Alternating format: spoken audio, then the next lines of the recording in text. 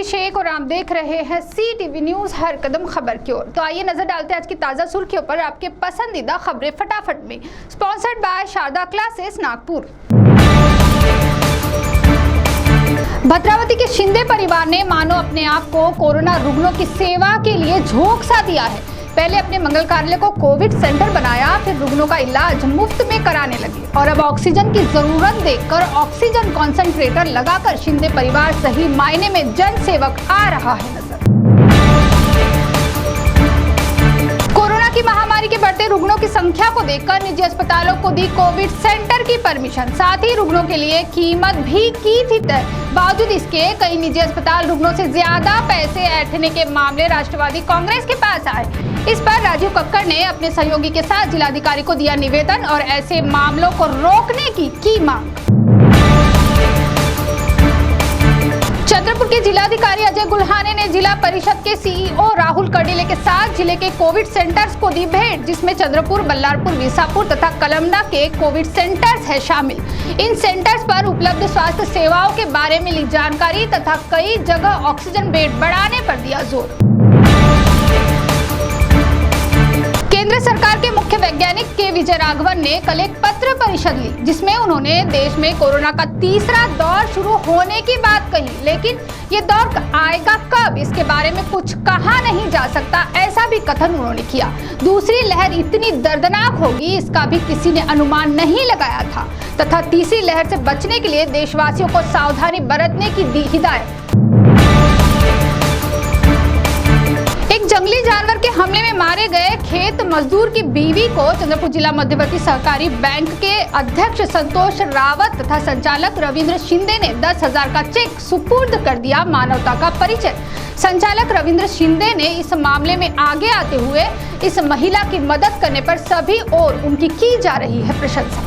विदर्भ के 10th appearing students के लिए गोल्डन अपॉर्चुनिटी। शारदा क्लासेस के 1000 से ज्यादा विद्यार्थी पिछले 23 सालों से IIT, नीट और एम्स MBBS की परीक्षाओं में सफलता हासिल कर चुके हैं। तो सोचिए मत, फटाफट अटेंड करो फेस्ट स्कॉलरशिप टेस्ट और अब 1 लाख रुपए तक की स्कॉलरशिप ऑनलाइन बैचेस के लिए भी। साथ में 11th 12th कॉलेज एडमिशन अब नीट JEE हुई और भी आसान। Sharda classes, Pratap Nagar square, Nagpur. सिंधेवाई तहसील के नवरगांव में कांग्रेस के कार्यकर्ता ने पत्रकार को मोबाइल पर अश्लील भाषा में गाली गलौज करने के साथ ही जान से मारने की धमकी दी। हालांकि पत्रकार ने जनहितार्थ खबर प्रसारित कर ग्राम पंचायत का ध्यान आकर्षित करने की थी कोशिश। इस घटना का निषेध व्यक्त करते हुए सिंधेवाई तालुका पुरोगामी पत्रकार संघ की ओर से पुलिस थाने में की है शिकायत दर्ज।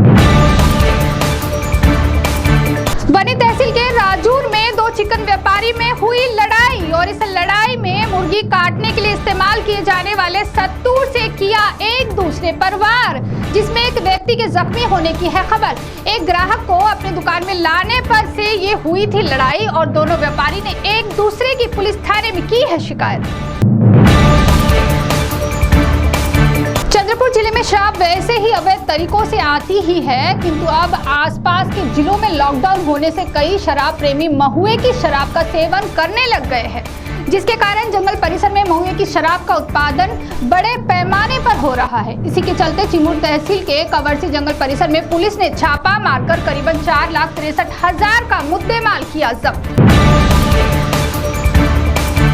चंद्रपुर जिले के जग प्रसिद्ध ताड़ोबा वन परिक्षेत्र में अब जंगल सफारी तो है बंद, किंतु अब ऐसा लग रहा है कि वहां के बाघों को पर्यटकों के दर्शन न होने के कारण उन्होंने अपना रुख किया गांव की ओर। मोहाली परिसर में आज गांववासियों को एक बाघ ने करीब 1 घंटे तक अपने दर्शन दिए और बाद में प्रस्थान किया जंगल की ओर।